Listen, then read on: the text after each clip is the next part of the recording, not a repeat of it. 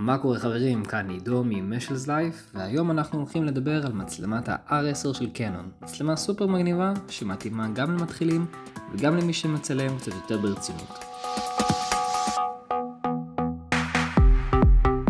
במהלך הסרטון אני אראה לכם כמה תמונות שצילמתי עם המצלמה לפני העריכה ואחרי העריכה, כדי שתראו בדיוק למה היא מסוגלת לעשות.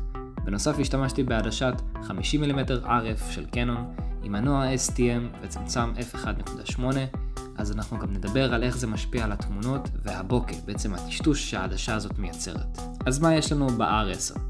היא מגיעה עם חיישן קרופ APS-C של 24.2 מגה-פיקסל, שזה אומר תמונות חדות וברורות. היא גם מצלמת וידאו, 4K עד 60 פריימים לשנייה, אז אם אתם מתעסקים בוולוגים או יצירת תוכן של וידאו, זה אחלה מצלמה בשבילכם. נמשיך עם חוויית השימוש. היא קלה, קומפקטית, ויש לה מסך מגע מפרקי שממש מקל על הצילום בזוויות מגניבות. אז אחרי שדיברנו על העיצוב והפיצ'רים, בואו נדבר על איך היא מתפקדת באמת. קודם כל, הפוקוס האוטומטי כאן מטורף.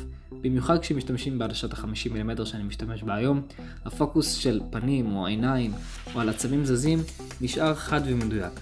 גם בצילומים פורטרט וגם בצילומים עם רקע מטושטש, בוקר. המצלמה והעדשה הזו עושים עבודה מדהימה. אז אתם יכולים לראות איך התמונות פה נראות אחרי העריכה, אבל גם לפני העריכה, איך שהן יוצאות ישר מהמצלמה, התמונות נראות ממש טוב. מה שכן, קחו בחשבון, בגלל שזה חיישן קרופ, כל עדשה שנשים, אורך המוקד יהיה ארוך בכפול 1.5 בערך. זה אומר שאם אני שם עדשת 50mm כמו היום, אורך המוקד האמיתי יהיה כ-70mm.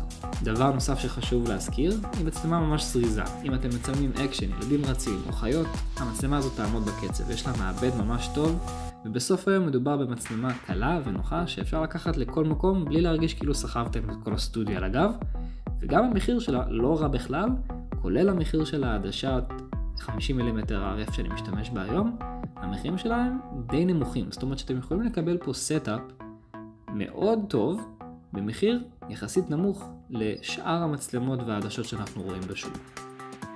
זהו להיום חברים, אם יש לכם שאלות תרשמו בתגובות, אני אשמח לעזור, ואם אהבתם את הסרטון אל תשכחו לתת לייק ולהירשם לערוץ לעוד תוכן.